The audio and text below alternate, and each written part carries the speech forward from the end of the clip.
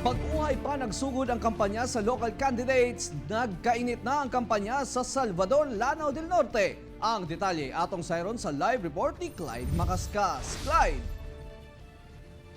Real na uli sa Pinusilay ang pagkatagbo sa mga supporters sa duha ka magkalabang pagkamayor sa Salvador, Lanao del Norte ug sa maong insidente, upat ang nasamdan.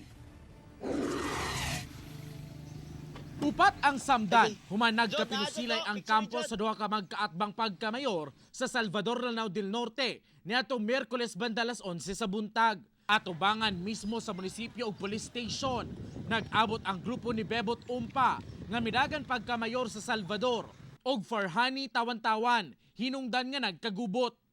Sumala kang Police Major Glendo Pujanes, ang hepe sa Salvador, nga dihang miagi ang convoy sa motorcade ni Umpa. Nagkasinggitay ang mga supporters. Nagkainitay nga misangko sa Pinusilay. Dinupat ang nasamdan, duha gikan sa kampo sa mga Umpa o duha usab sa mga Tawan-Tawan.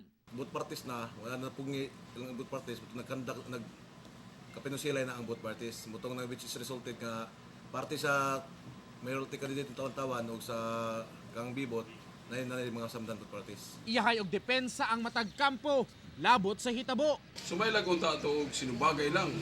Kunya kailan naman hindi pagpusil. Sila una mo sir. Sila na una lumusil. Kasi una nagpusil sir, kasi una napabuto. Katong mga tao ni Bibot Bangkula, sila'y namusil sa akong tao niya. Ilang gibali, istorya, dula mabili mapuro na nagpanuyo sa ila. Sa karon, parayon pang giniimbestigahan sa kapulisan sa Salvador ang maong hitabo. Mas gipahugtan sab nila ang seguridad sa maong dapit aron malikayan kining mausab. Parayon sab nga nagpatambal sa ospital ang mga nasamdan. Tungod sa mga hitabo, dugang pwersa sa kapulisan ug sandaluhan ang gimontar karon sa Salvador, Lanao del Norte. Real? Clyde, wala ta nagapangutana kinsa ang nauna, pero ang pangutana karon nganong naay mga pusil o armado kining mga supporters sa matag kandidato. Unsay aksyon ani sa mga kapulisan nga wala man sila nagbuhat og unang lihok aron mapugnan ang mga hitabo.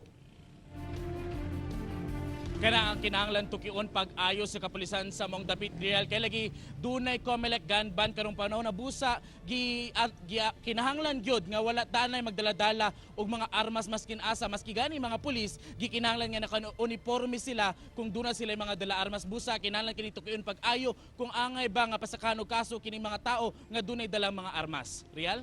Clyde, karon na nako ang mga nasamdan og nakigpinusilay dili mga aid o kaning mga pulis nga escort aning mga kandidato diha sa maong lugar.